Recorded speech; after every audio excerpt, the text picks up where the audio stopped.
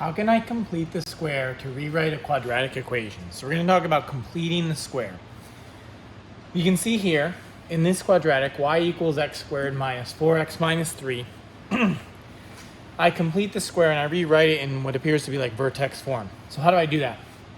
Well, first, I kind of write y equals x squared minus 4x, so I rewrite it and then I leave a space and I move the minus 3 off to the side. The reason I leave the space is because I have to add in the completed square terms. I have to add in something here and then do the opposite here. Because if I do plus 4 and minus 4, that's a net result of 0. And I didn't actually change the value of the equation because I just added 0 to one side. Now, where did I come up with this 4? Well, I took my b term, I divided it by 2.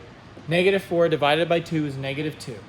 I did negative 2 squared and I got 4. And I'll explain why I do this on the next slide.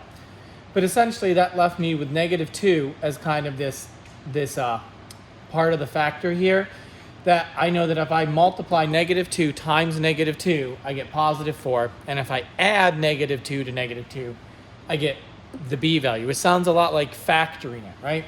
So that gives me x minus 2 squared. And that's right here. This here is x minus 2 squared. But I also had to subtract, I had to have the minus 3, I kept that here, and then I also had to subtract 4, because if I add in a 4 here, I have to subtract it here to keep it 0. So negative 4 minus negative 3 minus 4 is negative 7. So I end up with y equals x minus 2 squared minus 7.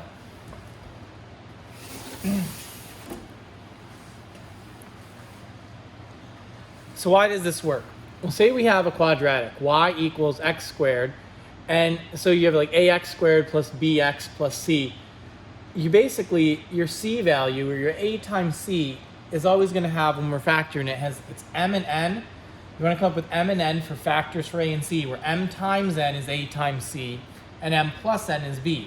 In a perfect square, m and n are the same. So n squared is m times n is n squared, and that's going to equal your a times c, and n plus n is 2n. Now, when you're completing the square, you always want to just divide by your coefficient of your a term. So a should always be 1 when you're using completing the square.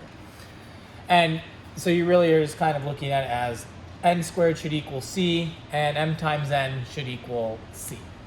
Except in this case, it's n equal, because n and m are the same thing. So n plus n is 2n. So your b term is really 2n, and your c term is really n squared.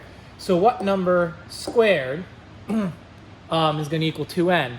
And to figure that out, I simply take my b term and divide it by 2. Let me show you how to do that. In this one, my b term is negative 10. So I take negative 10 and I divide it by 2, and that equals negative 5. And now I say, okay, negative 5 squared is going to equal 25. So this one actually works out really well, because what you're going to see happen is if I have y equals, this one already is a perfect square. Y equals x squared minus 10x, and I leave a space, and I have plus 25, right? But then I have to put in, I have to come over here and I add in 25, because that was my perfect square term. But in order to maintain equality, I have to subtract 25 from the same side as well.